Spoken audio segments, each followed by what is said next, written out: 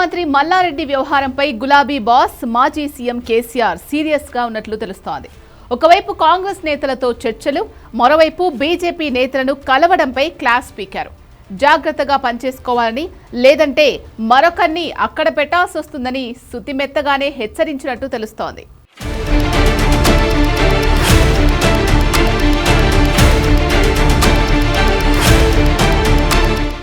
ఉంటావా పోతావా, త్వరగా డిసైడ్ చేసుకో. ఇష్టం వచ్చినట్లు వ్యవహరిస్తానంటే ఇక్కడ నడవదు. పార్టీ కోసం పనిచేస్తే వచ్చే ఎన్నికల్లో టికెట్ ఉంటుంది, లేదంటే ప్రత్యామ్నాయం తప్పదని మల్లారెడ్డిని కేసీఆర్ హెచ్చరించినట్టు తెలుస్తోంది. పార్టీలో ఉంటే ఉండు, లేదంటే త్వరగా బయటకు వెళ్ళిపో అంటూ హెచ్చరించినట్లు సమాచారం. పార్టీ మార్పుపై మల్లారెడ్డిని ప్రశ్నించినా సమాధానం చెప్పకపోవడంతో ఘాటుగానే కేసీఆర్ మండిపడినట్లు బీఆర్ఎస్ వర్గాలు చెబుతున్నాయి. కొడుకు కోడలతో కలిసి ప్రధానమంత్రి నరేంద్ర మోడీని ఢిల్లీకి వెళ్లి కలిశారు. ఆ తర్వాత కోడలు ప్రీతి రెడ్డి రాష్ట్ర బీజేపీ కార్యాలయానికి వెళ్లి పార్టీ సంస్థాగత వ్యవహారాల ఇన్ఛార్జితో భేటీ అవడంపై కేసీఆర్ గుర్రుగా ఉన్నారు. ఈ నేపథ్యంలోనే మాజీ మంత్రి మల్లారెడ్డిని పిలిపించుకున్న కేసీఆర్ కాస్త కటువుగానే మాట్లాడినట్లు తెలుస్తోంది. ఒకవైపు కాంగ్రెస్ నేతలతో మంతనాలు జరుపుతూనే మరోవైపు బీజేపీ నేతలకు టచ్లోకి వెళ్లడంపై గులాబీ బాస్ క్లాస్ పీకినట్లు బీఆర్ఎస్ వర్గాలు చెబుతున్నాయి. పార్టీలో ఉంటావా బయటకు పోతావా అని గట్టిగా అడిగేసరికి మల్లారెడ్డి నీళ్లు నమిలినట్లు తెలిసింది. సోషల్ మీడియాలో మల్లారెడ్డి చేసే హడావుడిపైన కేసీఆర్ క్లాస్ పీకినట్లు సమాచారం. సోషల్ మీడియాలో రీల్స్ చేయడం కాదు, ప్రజల్లో ఉండాలి, ప్రజా సమస్యలపై పోరాడాలి, ఒక బాధ్యత గల నాయకుడిలా హుందాగా ప్రవర్తించు, జోకల్లా వ్యవహరించొద్దు అంటూ ఘాటుగా మందలించినట్టు తెలిసింది.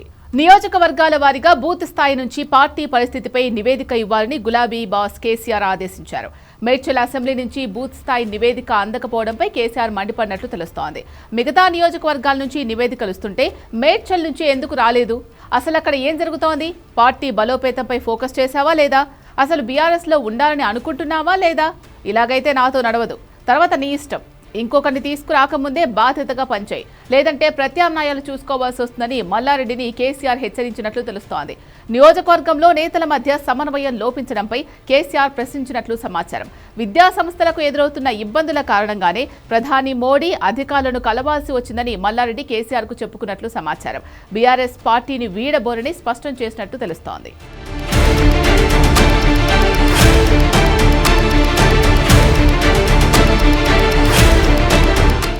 2014లో రాజకీయాల్లోకి వచ్చిన మల్లారెడ్డి మల్కాజ్గిరి పార్లమెంట్ నుంచి తెలుగుదేశం పార్టీ తరపున పోటీ చేసి విజయం సాధించారు. ఆ తర్వాత బీఆర్ఎస్ పార్టీలో చేరారు. 2018లో అసెంబ్లీ ఎన్నికల్లో మేడ్చల్ నియోజకవర్గం నుంచి పోటీ చేసి అసెంబ్లీలో అడుగుపెట్టారు. కేసీఆర్ కేబినెట్లో మంత్రిగా ప్రమోట్ అయ్యారు. 2023 ఎన్నికల్లో అదే నియోజకవర్గం నుంచి మరోసారి ఎమ్మెల్యేగా గెలుపొందారు. మల్లారెడ్డి కుటుంబం బీజేపీలోకి వెళ్లాలని ప్లాన్ చేసుకుంటోంది. అందులో భాగంగానే కుటుంబం మోడీని కలిసింది. కోడలు ప్రీతిరెడ్డి మల్కాజ్గిరి పార్లమెంట్ నుంచి పోటీ చేసేందుకు రెడీ అవుతున్నారు. బీజేపీ నేతలకు 5 సీట్లు ఇవ్వాలని ప్రతిపాదన పెట్టారు.